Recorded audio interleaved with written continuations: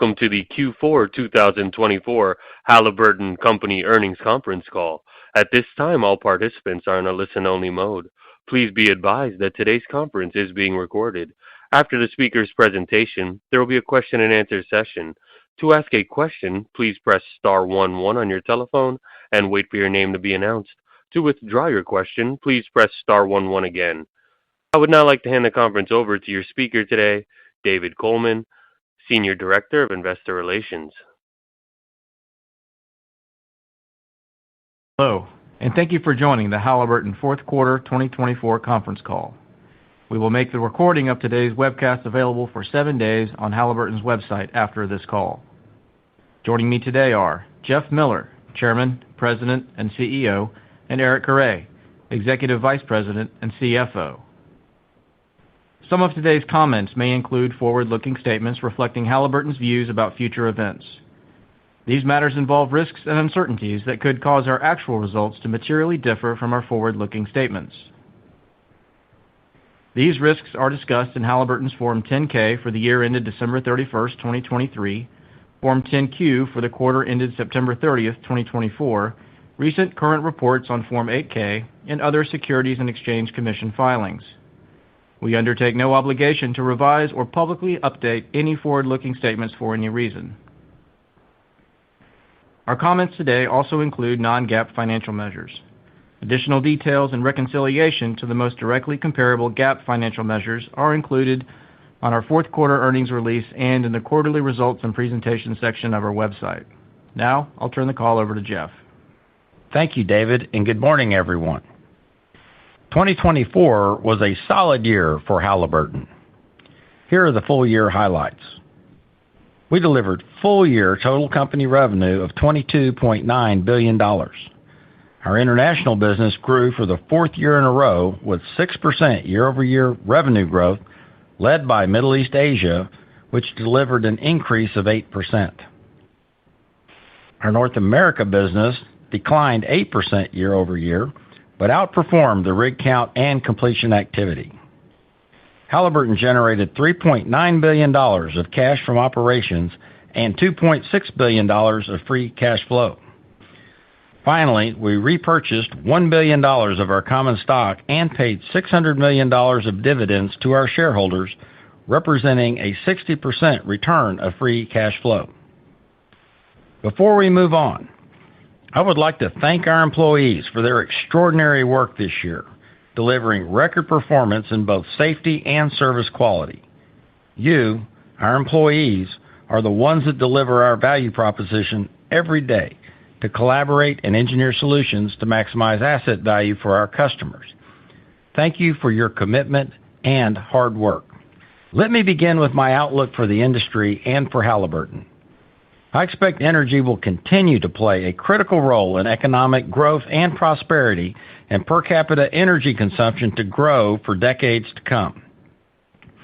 We see this trend today as oil and gas consumption reached record highs alongside growth in renewable energy. I believe the accessibility, affordability, and dependability of oil and gas are simply too compelling to ignore. I'm confident that as we move forward, the attitudes and approaches to hydrocarbon development will be pragmatic rather than idealistic. I believe there is no way we meet the energy demands around the world without oil and gas in large quantities for a long time, and that gives me great confidence. This is a great environment for Halliburton, and we begin the second half of this decade in a strong position with a transformed balance sheet, leading returns, and strong free cash flow.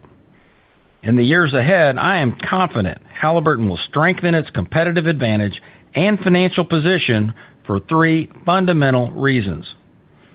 First, the depth of our technology portfolio, combined with our global reach, make Halliburton a leader in the global services marketplace.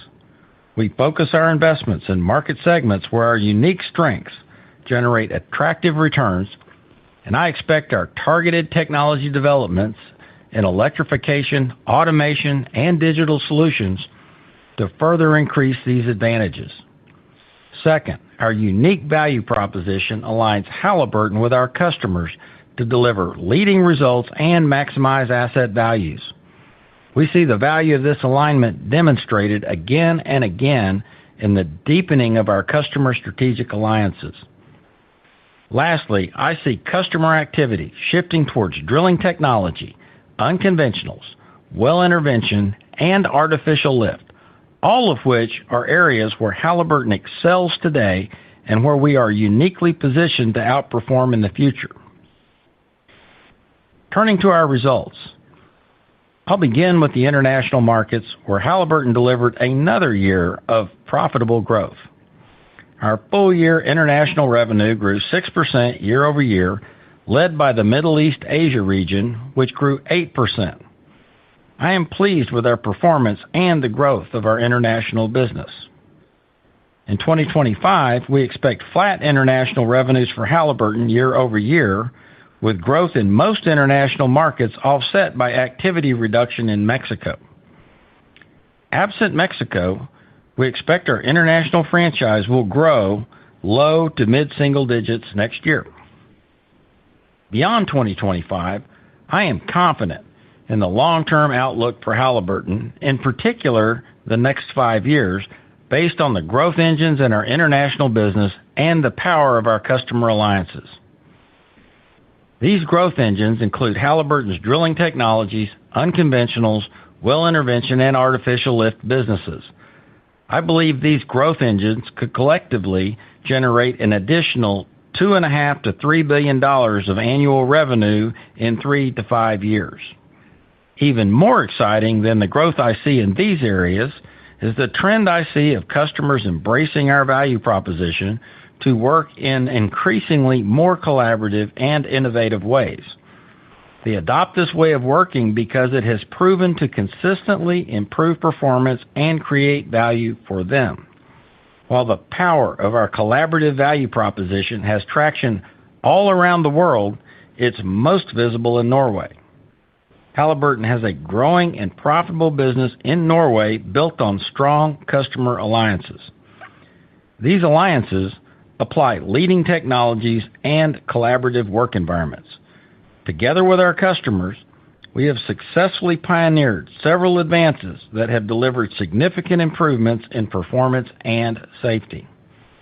Over time, I see the rest of our international business moving in the same direction. What is clear to me, and equally so to a growing group of operators, is that the future of performance lies in deep collaboration. For the last decade, we have made strategic choices in the development of our people, processes, and technology to reinforce a culture that is highly collaborative and creates exceptional performance in these environments. I expect this change will create unique value for Halliburton and our customers. To summarize international markets, I expect our value proposition, driving deep collaboration, will further differentiate us and create clear value for both Halliburton and our customers. And our growth engines will contribute meaningfully to our international business in the years to come. I'm excited about these opportunities, and I believe Halliburton has a terrific platform to outperform the international services market in 2025 and beyond. In North America, our full-year revenue of $9.6 billion was an 8% decrease from 2023.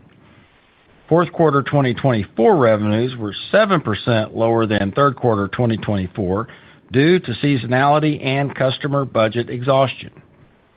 As we look to 2025, I expect our North America revenue to decrease low to mid-single digits from 2024 levels, or approximately flat with the second half of 2024.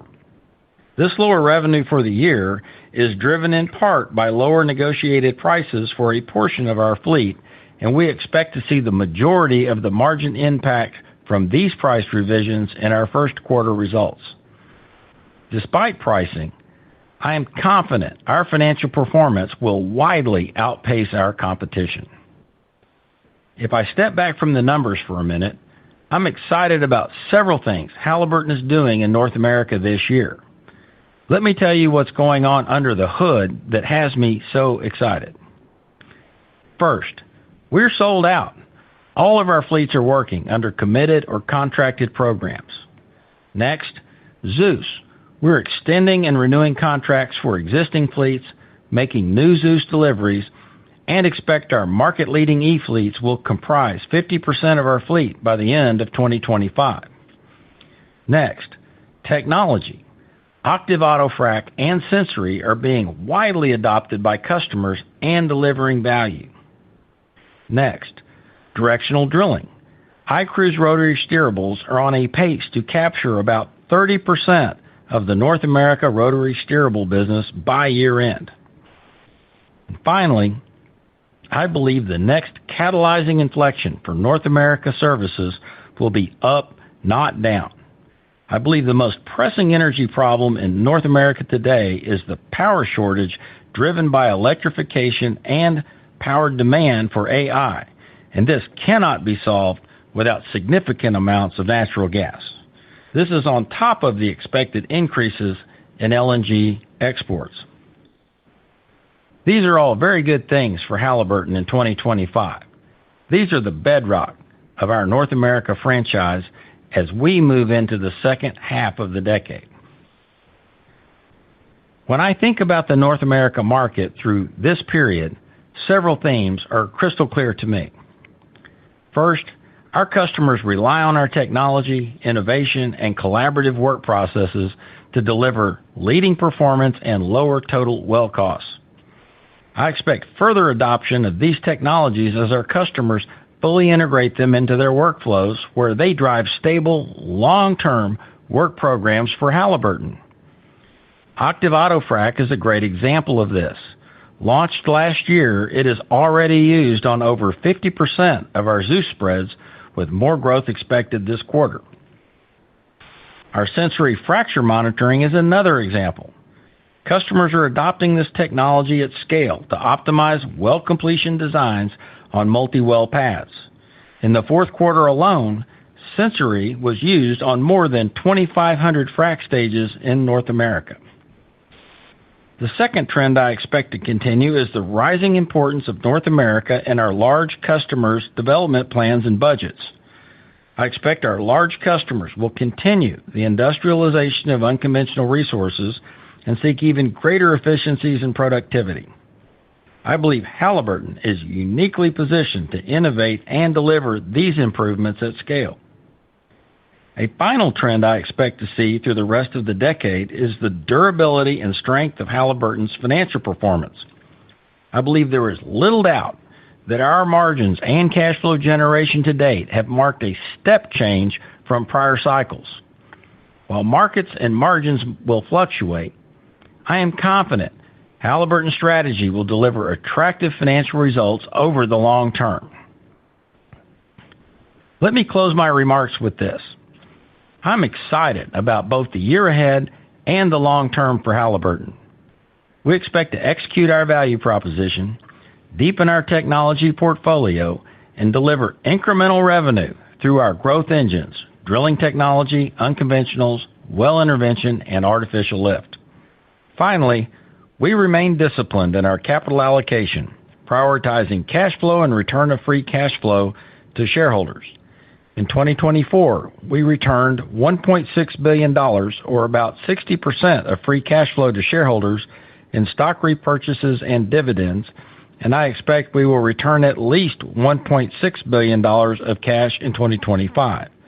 With that, I'll now turn the call over to Eric to provide more details on our financial results. Eric. Thank you, Jeff, and good morning. Our Q4 reported net income per diluted share was 70 cents. Total company revenue for Q4 24 was $5.6 billion, a decrease of 2% sequentially. Operating income was $932 million, and operating margin was 17%. Now turning to the segment's results. Beginning with our Completion and Production division, revenue in Q4 was $3.2 billion, a decrease of 4% sequentially. Operating income was $629 million, a decrease of 6% sequentially. Operating margin was 20%, a sequential decrease of 49 basis points. Revenues were primarily driven by lower stimulation activity in North America and decreased pressure pumping services in Latin America. Partially offsetting these decreases were improved artificial lift activity in North America and increased stimulation activity in Africa and the Middle East. In our drilling and evaluation division, revenue in Q4 was $2.4 billion, and operating income was $401 million, both flat sequentially. Operating margin was 16%, a sequential decrease of 44 basis points. Revenues were driven by increased fluid services in the Middle East and Europe, Africa, and improved drilling-related services in the North Sea, offset by decreased drilling services in the Middle East and Latin America. Now let's move on to geographic results. Our Q4 international revenue increased 3% sequentially. Latin America revenue in Q4 was $953 million, a decrease of 9% sequentially. This decrease was primarily due to lower activity across multiple product lines in Mexico. Partially offsetting these decreases were higher activity across multiple product lines in Brazil. Europe Africa revenue in Q4 was $795 million, an increase of 10% sequentially.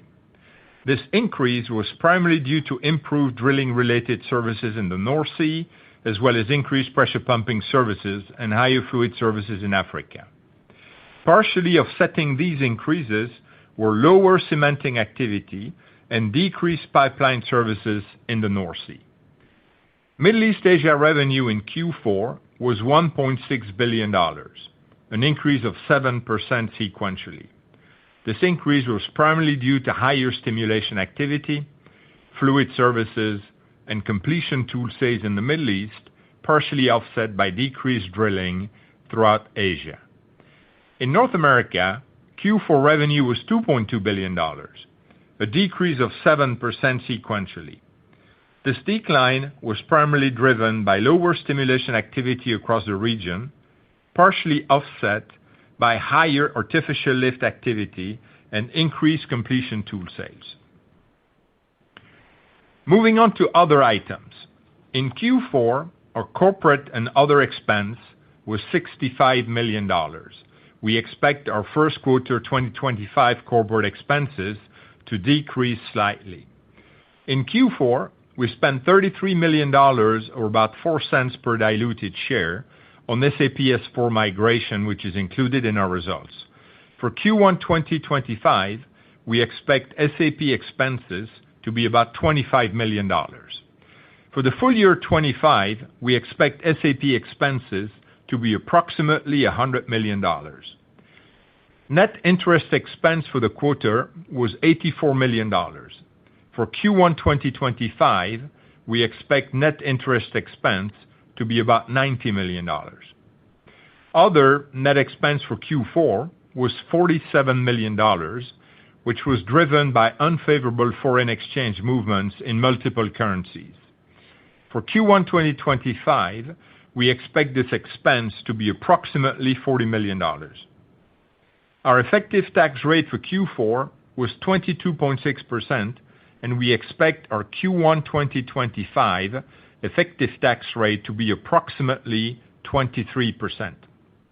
For the full year 2025, we expect our effective tax rate to be approximately 25.5%, an increase of 300 basis points over our 2024 effective tax rate.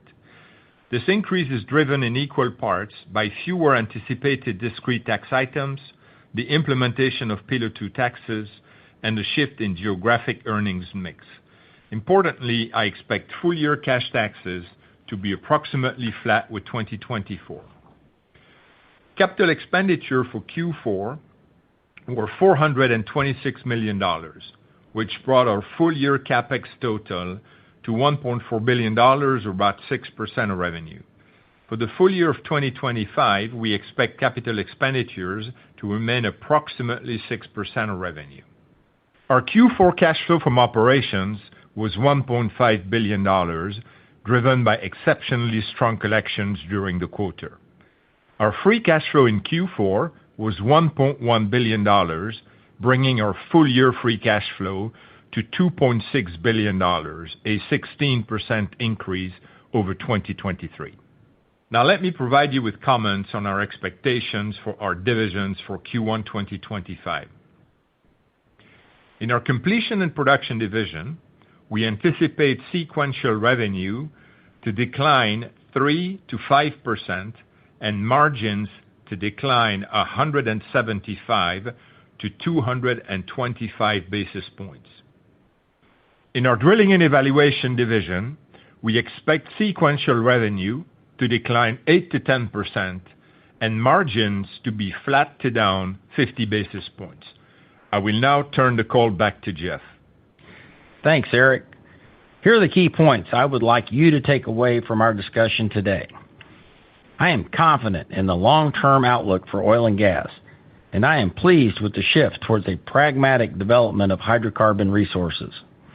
In the international markets, we see long-term growth as a result of the broader adoption of our collaborative value proposition and our growth engines.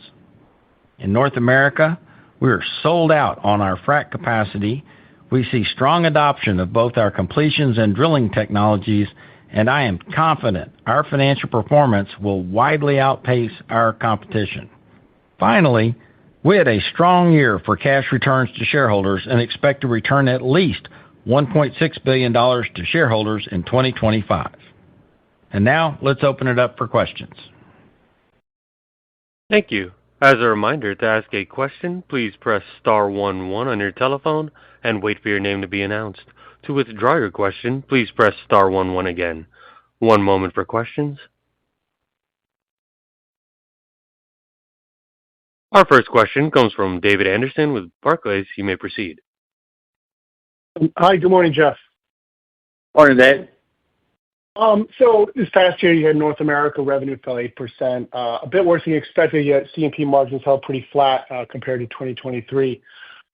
Pricing, I guess, can you maybe talk about a little bit kind of how you did that? Was it pricing more resilient cost structure? Then secondarily, you just talked about lower negotiated prices, and we see C&P margins coming down this year. So what changed here? Can you talk about kind of what part of your fleet was renegotiated? Was it the Zeus pumps? Was it kind of something, or was it certain customers? If you could provide a little color on that, around that, please.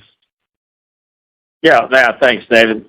Look, 2024, we were able to manage, through a market that has been falling actually for 18 months in 2024.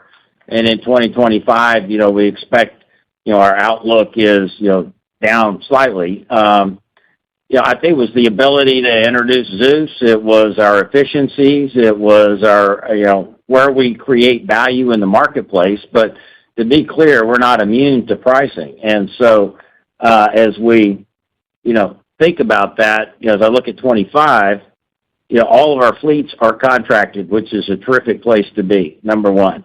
We've got great visibility, and there's no question we're at the high end of the range. We know we're at the high end of any range, but we really don't operate in a vacuum looking forward. And so, our plan is to stick with the strategy. The strategy didn't change in 23, 24, or 25. And I think what you're going to see are solid returns from our business in 25. So one of the things, a big topic out there is completion efficiencies around the E&Ps. It's continued to be kind of a story out there, and I think that topic for a lot of investors means it's deflationary to services, basically being able to do more with less.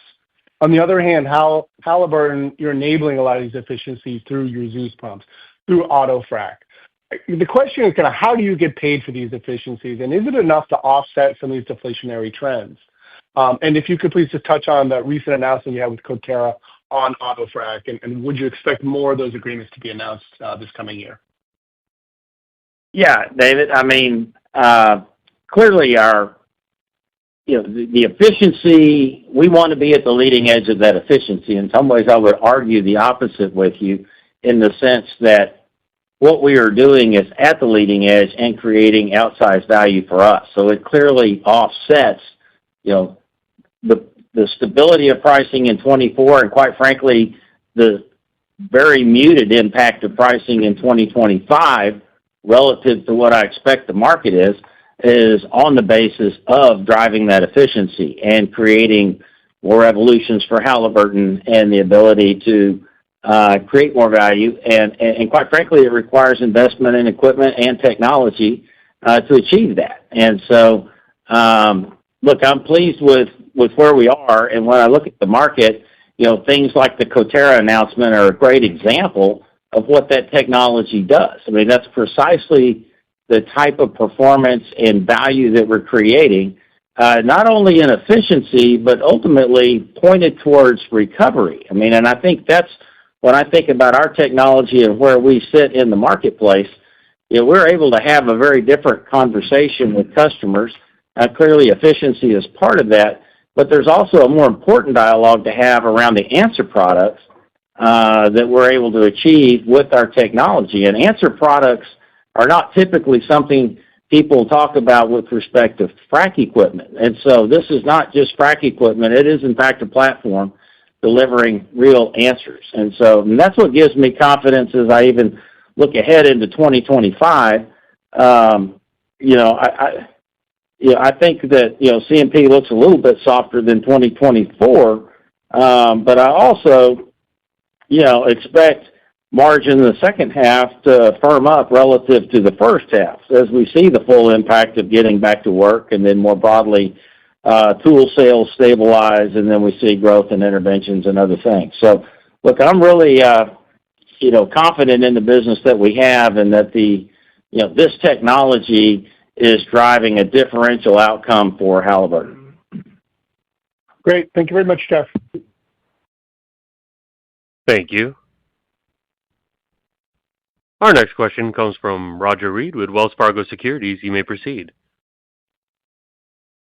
Yeah, thanks. Good morning. I'd like to follow up, Jeff, if you can, on your comments about, more U.S. gas needed and how we should think about how Halliburton is positioned for that. Meaning, as Dave was asking about, productivity and efficiency trends have been impressive, but a lot of it's also been above ground, not just below ground. So as we ultimately have to increase activity in gas areas, how do you think that works through for you and for the industry? Look, I think it tightens it meaningfully and quickly. I mean, I think from a availability of equipment, this market is always shrinking in effect to what's required or demanded at a point in time. And we've seen attrition. We've talked even at Halliburton about how we have retired equipment rather than work in the spot market, but that's, broadly across the industry. And so I think you'll see a lot of tightness in frac, for example, as we see gas activity pick up. And one of the, probably also getting kind of at the question Dave was asking about, making sure you get things priced properly, you get the right returns for your company and for shareholders. What's the right way for us to think about where pricing is today versus what you would consider a more equitable or even, theoretically advantaged situation for Halliburton? Just obviously, you've got pricing pressure now that's worked into the system, it's worked into expectations. But when things start to reverse, kind of where do you, maybe another way to ask the question, where do you think margins can go? Yeah, look, I think margins can move up, and I expect that, what we had been seeing, I'd always thought that in the right kind of market, and the pricing would move up well above where we were, even in 2024. And so I don't think it takes a lot of tightness to see that. And when I think about the catalysts of North America, I think that we are, more likely to move up than down. And so, the combination of gas activity, and we don't talk enough about, but private operators getting back into the business as, assets are divested. I'm quite aware of several groups that have raised money that are in the market looking for assets, and that's going to drive activity as well. And so, as you described it, we're at a place in the cycle where, yes, we are not immune to pricing, but the reality is we haven't changed our strategy around that, and we expect that we create outsized value and expect to get paid for that. All right. Appreciate it. Turn it back. Thanks. Thank you. Our next question comes from Saurabh Plant with Bank of America. You may proceed. Hi, good morning, Jeff, Eric. Morning. Hey, Jeff, maybe I want to touch on the four growth engines that you talked about on your call: drilling tech, unconventionals, intervention, and then artificial lift. It's really interesting. I think, Jeff, correct me if I'm wrong, but I think I heard you talking about $2.5 to $3 billion in additional revenue over the next, I think you said 3 to 5 years. Maybe talk to that a little bit, give us a little more color on which of those four growth engines you see the most opportunity and which ones you think are going to be the most powerful over the next couple of years. Well, I think all four of them are going to have meaningful impact. Let's start with unconventionals. Just internationally, we're a global leader today, and we see that market growing. And we also see demand for the technology that we talked about in North America. That same demand for technology and better recovery is universal, and so that's certainly not limited to the U.S. I'd also talk about intervention, and again, this is an area where we've developed technology. We continue to develop technology that is differentiated. For example, we talked about riserless coil last quarter, but there's a whole suite of power mechanical tools, our overall focus on execution, and we think that's just a market where we'll see more dollars spent, and we'll probably see more of that in sooner rather than later. And then lift, in some ways, just given our relative size internationally, we've seen growth, but we've got a lot more upside for Halliburton uniquely as we grow that business and really take the same leadership technology that we see in North America internationally. And so, and then drilling technology, there's a lot that we're doing around our drilling offering, whether it's closed loop drilling and automation, and that's really where we see outsized growth for Halliburton. And so, again, I think there's real value to be created there, and I think they're all right in our wheelhouse to go do. We're well positioned and have a great suite of technology.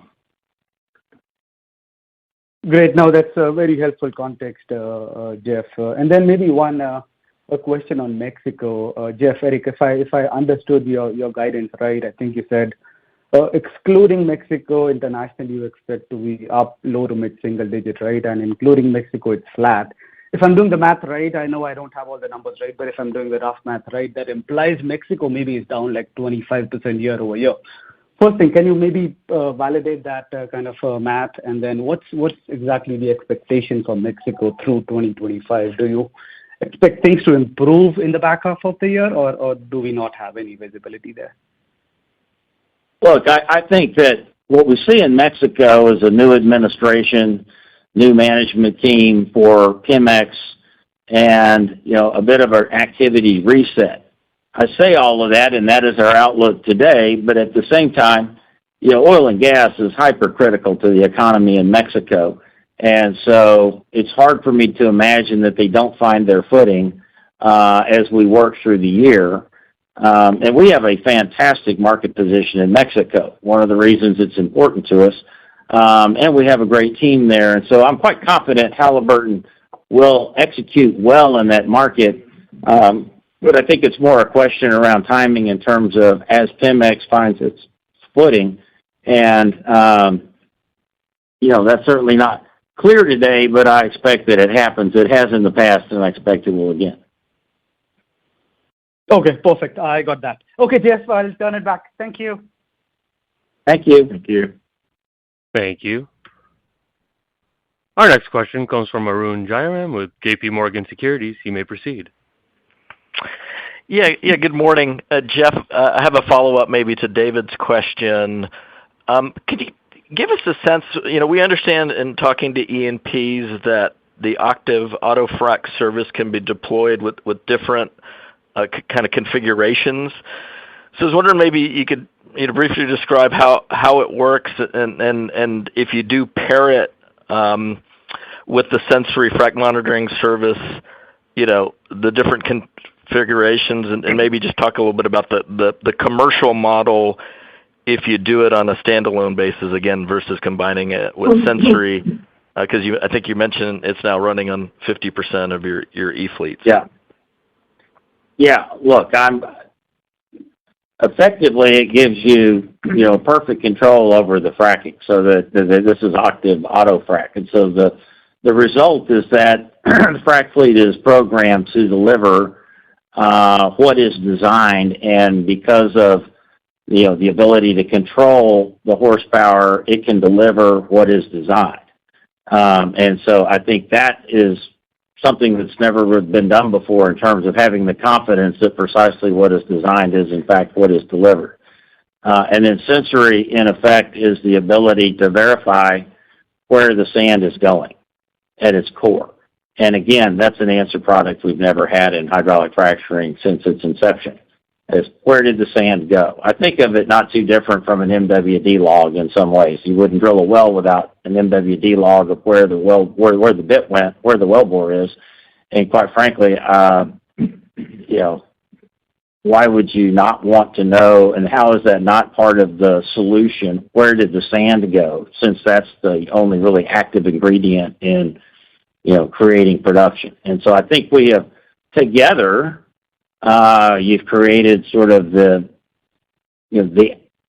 design, the delivery, the control, and the verification around where did the sand go in the wellbore. And because of that, now when you can change design, that the change design actually got delivered as well. I think this is something we've never been able to know or control in the frac business before. I hope that's helpful. Yep, and just maybe the commercial model on how you're pricing this kind of service. Yeah, it's priced for sure. I'm not going to get into the details here, but it's it's a valuable solution. It is standalone, separate from the frac service delivery, and that's really all I'm going to say about that. Fair enough. Jeff, my follow-up, I was wondering if you could give us some thoughts on what you're seeing offshore. I believe about 50% of your international business is tied to offshore markets. Obviously, some white space concerns in second half of the year. But any thoughts on how offshore revenues could trend industry-wide in 2025, and how's revenue, how would fare offshore in 2025? No, look, we have a strong business offshore, as you described, and I think that, from our perspective, we don't see white space. What we see are, rigs that move from market to market, which is not too unusual. We see quite a few FIDs sort of in the hopper as we get into, early 25, and then even activity beginning even more so later in 25 into 26 and 27. So solid pipeline of growth internationally, and part of that international growth that we see obviously will be tied to offshore. And so, look, I think we'll fare well. I think that's going to be an important component of our international growth, save Mexico. And so, I wouldn't over worry about the white space, because that sort of occurs all the time, I think. All right. Thanks a lot, Jeff. Thank you. Thank you. Our next question comes from Kurt Hallead with Benchmark. You may proceed. Hey, good morning, everybody. Thanks for the time here this morning. Got a question related to some of the dynamics at play. With respect to the opportunity related to the power generation, sale of power in the Permian Basin, cut to the chase, right? You had one of your smaller competitors basically go out and buy some megawatts to sell power in the Permian. Is that something that's on your radar screen, Jeff? And if not specifically on your radar screen, how do you think that plays out? And is there an opportunity for Halliburton to participate? Yeah, certainly it's on my radar screen, and we are in that business today, with VoltaGrid, and we have a front row seat. And so the exposure to that market through our participation investment in VoltaGrid is solid, and we like the business a lot. And fortunately, through VoltaGrid and sort of what we do, we are getting a view of this with what I would describe as a real player in that market, which is VoltaGrid. And so, look, that's stay tuned, but that's an area that is attractive to us and very consistent with our core competencies at Halliburton. And we think we're aligned with and invested in far and away the largest player in that business today. Okay, that's great. Appreciate that color. Now, the follow-up as well, you referenced that you see an opportunity for Halliburton to generate an incremental, would you say, $2.5 to maybe $3 billion of revenue over the next couple of years, predicated on, three specific areas of focus. Can you just give us a sense as to, is that going to be with new products and technologies already in place, and then with the adaptation or adoption of that? Or is it going to be continued incremental evolution of those technologies over time, or some combination of both? Just looking for a little bit of incremental color on how you see that evolving. Yeah, fair enough. And I see that as a continued drumbeat of technology development and introduction, along with, we do bolt-on type M&A. We're doing that all of the time, but more targeted at these areas to create, technology and integration of technology that I believe will be unique and continue to be unique in these spaces. And so, we've talked about a few of them. We'll continue to talk about technology deliveries in this space. And we've been working at sort of the technology development for a few years. And so I think we're set up with sort of waves of technology over the next 2 to 3 years that will give us, better opportunity to outgrow the market. They are businesses that we are in today, but I think we're positioned both technically and from a value proposition standpoint to, deliver outsized growth. Great. Always appreciate the color, Jeff. Thank you. Oh, thank you. Thank you. Our next question comes from Doug Becker with Capital One. You may proceed. Thank you. The first quarter revenue declined a little bit sharper than we've seen recently. Just want to get a little more color in which regions you see driving that decline. Granted, some of those are obvious, and just how you see the revenue progression the rest of the year. It sounds like it'll be a more gradual recovery over the course of the year rather than a sharp 2Q bump. Yeah, Doug. So the main drivers behind the reduction in revenue for Q1, I'll take it by division. It's probably clearer if you look at it that way from a trend perspective. On the C&P side, it's primarily the roll-off of very strong completion tool sales, in Q4. That's partially offset by a pickup of activity in North America land, and then you have some seasonal mix around the world. So that's on the C&P side. On the D&E side, the biggest impact is coming from Mexico, which we discussed earlier. And then we had a particularly strong Q4 in D&E on the back of direct sales items of products. Some of it was in the Middle East, but in other regions as well. So these are the main drivers behind the revenue change Q1 over Q4. Well, thank you. And maybe another one for you, Eric. Just wanted to get a little more color on the D&E operating margin outlook. Last year, up just a hair, had very strong margin improvements in 2023.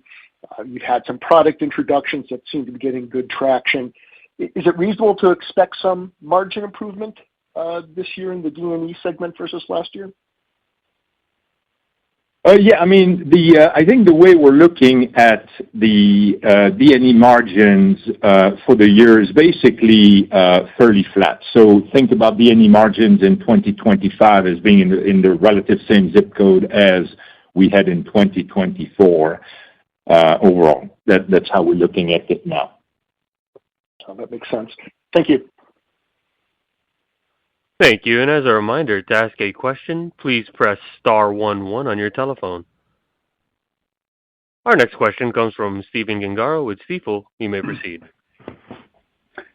Thanks. Good morning, everybody. Two for me. The one, and I know Kurt brought up the power generation question, but I had a question around the cost of power to the frac fleets. And I know your alignment with VoltaGrid, but is there any concern around the power gen being pulled out of the oil patch in any large ways and then increasing kind of the underlying price for power to power e-fleets and how that kind of impacts the business? Well, we've consciously stayed away from owning that power for our own fleets, partly because we do believe that's an arm's length transaction that, may or may not fluctuate, but I think that, operators will own that part of the business in terms of the contracting. From an availability standpoint, we're in a very good place with our current contracting and relationship with VoltaGrid. So I feel quite confident in the availability of power to us through that mechanism. And so, no, I'm not particularly concerned about the power availability, nor really the price of power. I think that the power is valuable, and I think that the value created by the entire package is outsized. So as a result, I think we're in a good place strategically how we've gone about power as Halliburton, and I think from a market standpoint, if there is tightness in power, I think we will be protected from that based on really decisions we made early on about how we would align around power. Great. Thanks. And my follow-up, we've heard from the folks over at Kimberlite Research that the sort of preference for frac fleets going forward is skewed towards dual fuel over electric, with kind of this maybe 20-25% of the respondents sort of talking about electric as sort of the go-to, which is sort of different than your mix. And I'm curious what you're hearing from customers, and this is probably related to sort of your customer mix versus others, but I'm curious what you're seeing from customers as far as preference for dual fuel versus electric and how that kind of aligns with your mix of assets. Look, we have continued deliveries for 2025. We have deliveries. I suspect we'll be planning deliveries for 2026, and we're extending the fleets that we have. So, and so I am, quite confident in sort of the demand set for our solution. And it's really the platform as much as obviously the substitution is important for a dual fuel fleet from a cost perspective, and then the increased value creation that we see with auto frac and Sensory. They really are becoming more and more important. Great. Now, thanks for the color. Thank you. I would now like to turn the call back over to Jeff Miller for any closing remarks. Yeah, thank you, Josh. As we close the call today, let me wrap up with this. I'm excited about both the year ahead and the long term for Halliburton. We expect to execute our value proposition, deepen our leading and differentiated technology portfolio, and deliver incremental revenue through our growth engines. I'm committed to prioritizing cash flow, and I expect all of this results in a return of at least $1.6 billion of cash in 2025. Look forward to speaking with you next quarter. Thank you. Thank you. This concludes the conference. Thank you for your participation. You may now disconnect.